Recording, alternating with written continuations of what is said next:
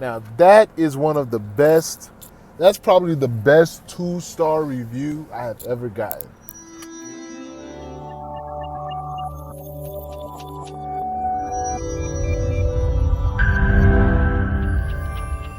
Welcome back, YouTube, and thank you for tuning into the Believe in Yourself channel, man. And this series is going to be a good one, man. I think you guys really going to enjoy this.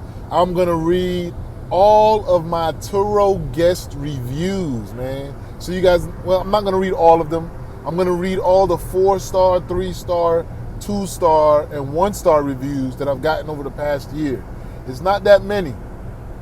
Out of all of my trips, 20% of the people on the trips, they do not leave a review. 70% of the people, I get 5-star reviews. So 10% give me between 4 and 1 star. So I'm going to be reading those reviews and telling you my reaction to them, because I probably remember them. They're so far few in between. But I want you guys to understand what you may face when you get into this TURO platform, man. So tune in, man, and I'll catch you guys on the next one. Peace. Welcome back to the Believe in Yourself Network with me, your host, Mr. Believe, Kev B. You know what I'm saying? We got another 2-star review. If you watched last week's episode, man, we was talking about the Jeep. And guess what? I told you that this one might be about the Jeep, and yes, it is. It's about that goddamn Jeep, man. It's about that goddamn Jeep. But just looking ahead, next week's episode is going to be the Jeep again. So, like I told you, when I first got the Jeep, man, it gave me a lot of headaches and some problems, but I was finally able to get it on the right foot, and now it's running good. It's running great. So let's get into this 2-star review. Kevin was very easy to communicate with, very quick response time. The trip wasn't bad because of Kevin. Only bad because of the circumstances of the car not being safe to operate. Hope everything will work out for Kevin. I don't think this instance should be an indicator for someone else not to book with Kevin. Now that is one of the best, that's probably the best 2-star review I have ever gotten. You know what I'm saying? Last week's 2-star review that I got, for those of you who are keeping up with the series, it was a 2-star review that I thought should have been a 1-star, just because of all of the issues and the problems that they had with the Jeep. But in this review, it was great compliments and just telling them how good of a host I was, and I vaguely remember this trip. I spoke about it a few months ago when I said about getting your vehicle inspected after there's an incident that happens on a prior trip. I think this was this situation, for those of you who follow that remember, a few months ago I did the story about the guest who rented my vehicle and said he had a tire blowout, but come to find out it was probably 9 times out of 10 that he hit something on the road, which then caused for the rim to bend and the ball bearing inside to break. So it was more than just a tire blowout, and I didn't look further into it. And what happened was the next renter who rented the vehicle, which was this woman, she had issues with it. Number one, the rear tire the tire light kept coming on because the rear tire kept going flat because the rim was bent. Then when she went and got the tire put back on, they told her that they were hearing some other noises inside of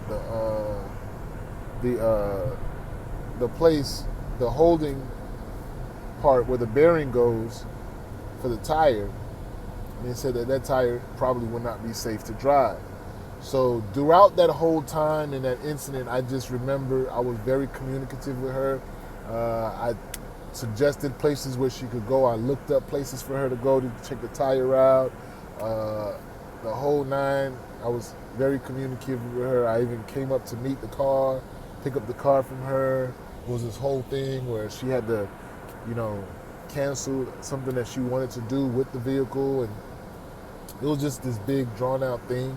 But throughout the whole process with this particular renter, I was forthright with information. I was looking up information for her, and I was just very responsive. Anytime she would respond to me, time of day didn't matter. I think it started at night, into the morning, into the next day, and I was always prompt, right back on top of the responses. You know, I left some tips as to how you could be much more responsive as a guest. Go back and watch in my catalog, man. There's a lot of videos back there for you guys to watch and enjoy.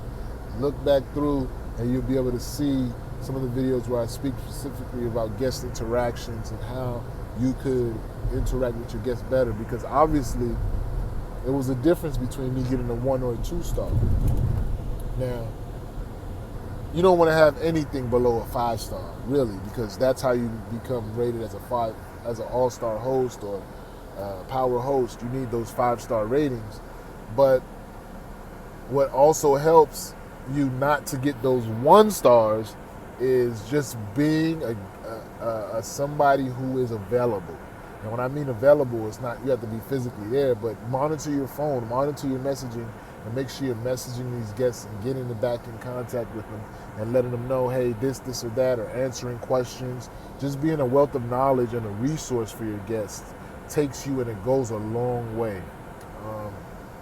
She understood, obviously by the review that she left, that it wasn't something that was technically my fault, but it was an issue that needed to be taken care of. So she didn't really drag me through the review. She left me nothing but compliments, so that anyone who does see it would be like, hey, I'm gonna rent with this guy, because I know whatever issues he had with that car, 9 times out of 10, he probably went and got it taken care of, because this lady just raves about him.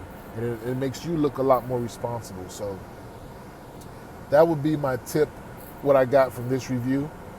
Last week I had to fix a lot of things. On this review, you see it's just pretty much emphasizing the importance of being responsive and just being a great host to your guests can go a long way.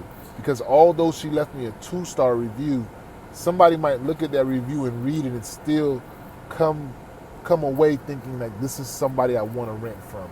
Because although she had a bad experience, she had enough wherewithal to know and understand that her experience with the vehicle was not based on this host.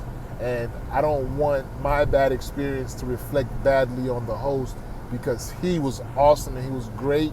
There was just probably some issues going on with the car at the time. And that's an A1 review right there in my book. And I really appreciated that.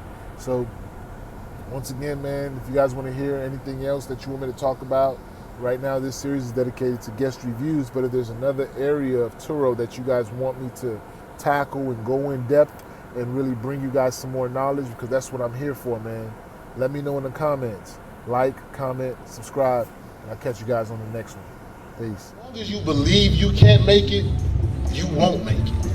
If you believe that you can do it, you will do it.